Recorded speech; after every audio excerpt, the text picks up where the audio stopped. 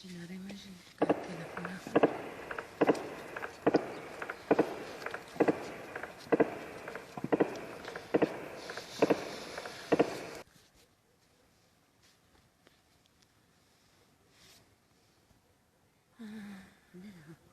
bu ya.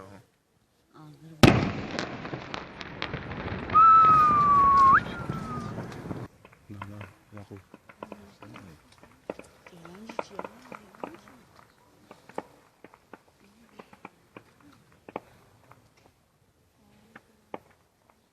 Selam Jerry'in de.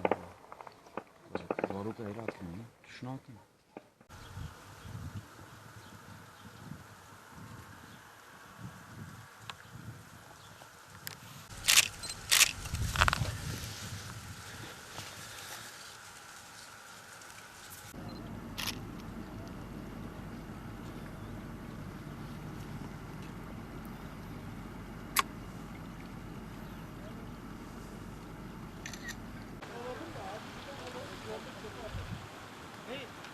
Nereye atacağım oğlum?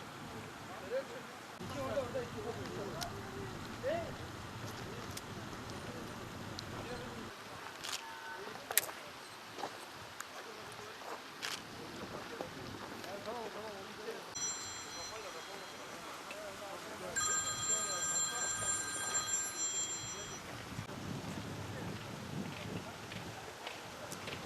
Abi bir araç eşlik etsin ona.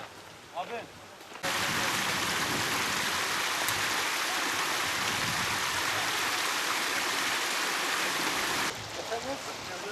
İsmail orada mı? Ama böyle de çok karıştı ya. Abi bunlar var mı? Çok oldu. Elime yok da markına çok. Şey, orta koyacağız ikinci olayı. İkisini karıştırmayın, biri de buna koyun. Orta koyalım. Yok ki sığmaz alır mı?